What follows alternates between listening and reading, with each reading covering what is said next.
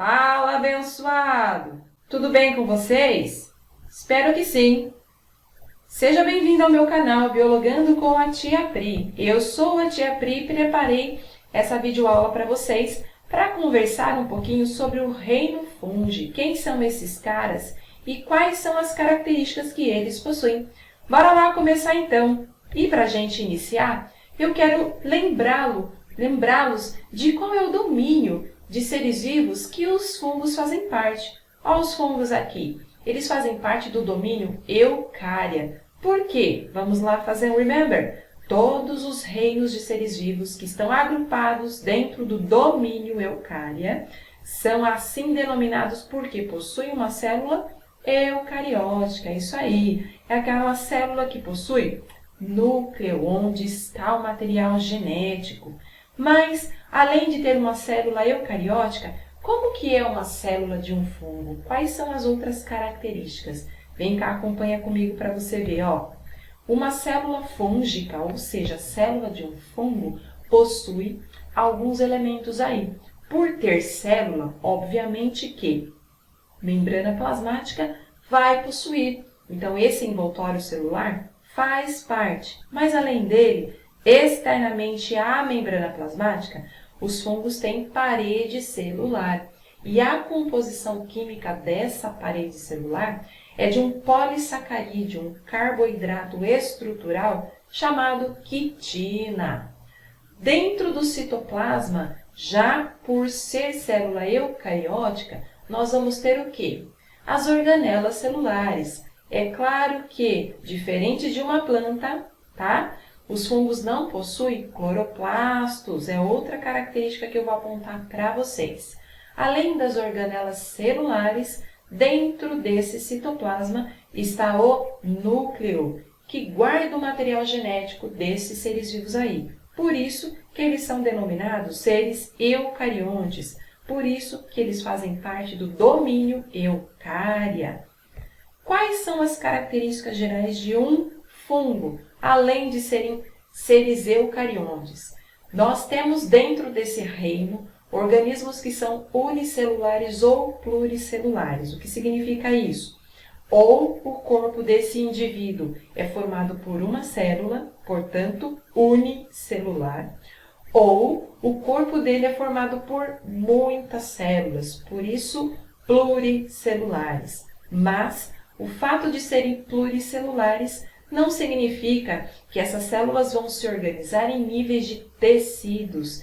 Eles somente são um aglomerado de células aí, ok? Quanto à forma de nutrição, os fungos são seres heterotróficos ou heterótrofos e fazem a absorção do alimento deles. O que isso significa? Significa que os fungos realizam a digestão do alimento deles fora do corpo deles. Ou seja, quando um fungo entra em contato com o alimento pronto, por isso que ele é heterotrófico, ele não produz o próprio alimento, tá? Ele vai à procura desse alimento que já está pronto. Então, quando ele entra em contato com esse alimento, ele vai lançar sobre ele enzimas digestivas, ou seja, proteínas que ele consegue produzir, tá? Ele manda para fora do corpo, lança sobre esse alimento e essas enzimas aí, elas vão quebrar as moléculas de alimento, tornando moléculas pequenas e aí sim, ele vai, absorver. É como se ele fosse chupar o produto dessa digestão aí. Por isso que nós chamamos indivíduos heterotróficos por absorção, ok? Uma vez esse alimento dentro do corpo do fungo, ele vai utilizar isso daí como fonte de energia. Acontece que aquilo que ele não usa de imediato, ele vai guardar na forma de uma reserva. E essa reserva dos fungos é igual à reserva dos animais. É um polissacarídeo, é um carboidrato chamado glicogênio, tá? Quanto ao tamanho, pela imagem você consegue ver, porque nós temos fungos que são grandes, portanto macroscópicos, e nós temos fungos que são pequenos, só é possível visualizar com a ajuda de um microscópio. Por isso, são os fungos microscópicos aí. E quem são esses fungos, tá? Muitos são conhecidos, os famosos cogumelos, o bolor, tá? Um fungo bastante utilizado aí na indústria alimentícia, que são as leveduras, tá? A orelha de pau, que são fungos que têm o formato de orelha e ficam aí grudados no tronco das árvores. São alguns exemplos de fungos. Quando eu falo dos fungos unicelulares, eu estou falando de quem? As leveduras. Elas são o quê? Organismos unicelulares, por isso também são chamadas como leveduras. E quem que é essa levedura aí, tá? A mais conhecida é a Saccharomyces cerevisiae, ou seja, é o fungo que nós utilizamos para a produção de pão, para a produção de bebidas alcoólicas, ok? E os fungos pluricelulares? A maioria deles é pluricelular, ok? E aí, qual é a característica desse cara aí? Percebe pela imagem que você tem o quê? Esses fiozinhos, esses filamentos, eles são chamados de hifas, tá? Quando eu tenho o conjunto desses filamentos, eu tenho uma estrutura chamada micélio. Os fungos pluricelulares, eles conseguem organizar esse micélio formando uma estrutura que nós chamamos corpo de frutificação. Pela imagem aí, o que você tem? Essa estrutura apontada como sendo a estrutura de reprodução, a estrutura reprodutora, é esse corpo de frutificação. Parece o quê? Um chapeuzinho. E ali dentro eu vou ter o quê? Eu vou ter hifas especializadas na reprodução, na produção de uma estrutura reprodutora chamada esporos. E já que estamos falando em reprodução, quais são esses tipos de reprodução dos fungos, tá? A reprodução deles pode ser assexuada, e aí existem alguns exemplos, ou a reprodução sexuada, tá bom? Então, quando eu falo em reprodução assexuada, eu estou falando aí da formação de estruturas que são iguais ao indivíduo que deu origem a ele. Porque a reprodução assexuada é caracterizada pela formação do quê? De clones. Os indivíduos formados são todos iguais. E um exemplo de reprodução assexuada é o brotamento. O que eu tenho nesse tipo de reprodução? O indivíduo que é unicelular aí, ele vai formar como se fosse brotos, que pode ou não se desconectar, se desgrudar, ok? Então, eu tenho aí a formação de um broto, uma forma de reprodução assexuada. Qual é a outra? Tá? A outra forma de reprodução assexuada é denominada esporulação. O que isso significa? Significa que durante o ciclo reprodutivo se forma uma estrutura chamada esporângio e dentro dele vai ocorrer a formação dos esporos. Os esporos são estruturas de reprodução que vão fazer com que esse ser vivo aí consiga permanecer vivo no ambiente quando a condição de vida não for favorável. Então, quando não tem água, quando não tem aí a característica, a temperatura ideal para esse esporo se desenvolver, esse fungo ele permanece o quê? Vivo, guardado ali dentro do esporo, que é essa estrutura aqui assim, como eu posso dizer, ela é uma estrutura de resistência, ok? Aí, o que eu vou ter? Eu vou ter a reprodução assexuada do tipo fragmentação. O que acontece? Lembram-se das hifas que eu falei, que são filamentos, tá? Acontece que na reprodução assexuada por fragmentação, essas hifas elas se quebram literalmente. Então, ocorreu a quebra da hifa, a hifa que se quebrou, ela vai continuar se desenvolvendo e formando outra hifa, outros conjuntos de hifas, ou seja, outros micélios aí, beleza? Então, no que diz respeito à reprodução assexuada, ou o fungo se reproduz por brotamento, isso é característico de fungos unicelulares, ou os fungos pluricelulares aí podem realizar a reprodução por esporulação ou por fragmentação. Agora, na reprodução sexuada, ela vai ser assim chamada por quê? Porque ocorre a união de material genético entre as hifas. Então, no ambiente onde esse fungo está, esse fungo pluricelular vai estar, o que vai acontecer? As hifas elas vão se encontrar. e aí elas vão se tocar e vão se fundir e virar uma hifa só, tá? E aí dentro dessa hifa ocorre o encontro do material genético das hifas envolvidas aí. Como eu tive o encontro de material genético dessas hifas, aí eu falo que a reprodução é sexuada. Quando eu penso nos fungos, gente, existe uma variedade muito grande desses organismos. Então, a gente pensa em classificar esses caras aí. Acontece que a classificação dos fungos é algo ainda estudado, é algo ainda assim que não está muito bem definido. Então, o que eu vou falar para você é o que hoje se usa, ok? Tá? Então, no que diz respeito à classificação, qual é o critério adotado para realizar esse tipo de organização desse grupo de seres vivos? O critério é a estrutura reprodutora, tá? Então, nós vamos ter um grupo de fungos chamados de ascomicetos. Por quê? Porque eles produzem uma estrutura chamada asco, que parece tacinhas, né? Parecem taças, e dentro dessas taças ocorre a formação do esporo. Um outro grupo são os basidiomicetos. Percebe? Esse aqui, ele é mais conhecido, né? É o grupo onde nós temos quem? O cogumelo. Esse chapeuzinho, esse corpo de frutificação, ele é chamado de basídio. E é lá que ocorre a formação dos esporos. O outro grupo aí é o grupo chamado de quitridiomicetos. Esse grupo de fungos, a maioria deles é aquática. E aí, o que eles vão formar? Eles vão formar um esporo que possui um flagelo. Note o seguinte, todo organismo que possui flagelo precisa estar em um ambiente líquido para se locomover. No caso dos quitridiomicetos, eles estão no ambiente aquático aí. E os esporos que eles produzem são flagelados. Esse é o critério utilizado para classificar esse grupo. Existe um outro grupo, que é os zigomicetos. É o famoso fungo, é o famoso bolor preto que nós encontramos crescendo sobre os alimentos em decomposição. Qual é o critério adotado no caso dos zigomicetos? Esses fungos que são pluricelulares, quando ocorre a reprodução sexuada, as hifas se encontram, se tocam. E aí forma uma estrutura que parece o zigoto, né?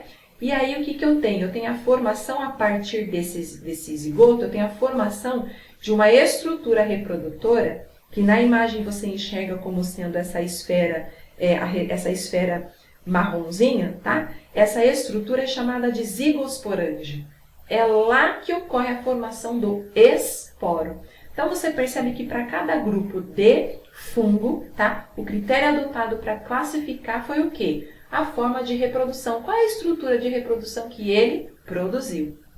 De acordo com a importância que esses fungos vão ter, eles vão ser o quê? Utilizados pelo ser humano. Uma das utilizações é pela indústria alimentícia, porque existem fungos que são o quê? Comestíveis. Portanto, eles têm importância econômica, tá? Alguns fungos aí, eles realizam o processo de fermentação. E de acordo com o produto final dessa fermentação, que é um processo metabólico aí, o que eu vou ter? Eu vou ter a formação de laticínios, né? Porque ocorreu uma fermentação chamada fermentação lática. Essa fermentação, ela vai ser utilizada na produção do quê? Dos queijos, certo? Existe um outro tipo de fermentação, que é a fermentação alcoólica. Nesse tipo de fermentação, o produto final é o álcool. Então, nesse tipo de fermentação, os fungos utilizados para isso, eles vão ser utilizados para a produção do quê? De bebidas alcoólicas, né? De pães, ok? E durante a fermentação, o que eu vou ter? Eu vou ter que esse fungo, ele vai utilizar o alimento, a matéria orgânica, para obter a energia dele. Acontece que o produto final disso vai gerar o quê? O tipo de fermentação que eu estou falando. Então, no caso dos fungos que realizam a fermentação lática, eu vou ter o ácido lático sendo formado. E aí, eu tenho como produto o quê? A formação dos queijos. No caso da fermentação alcoólica, o produto final é o quê? É o álcool. Portanto, é utilizado para a formação, a produção do quê? Das bebidas alcoólicas e dos pães.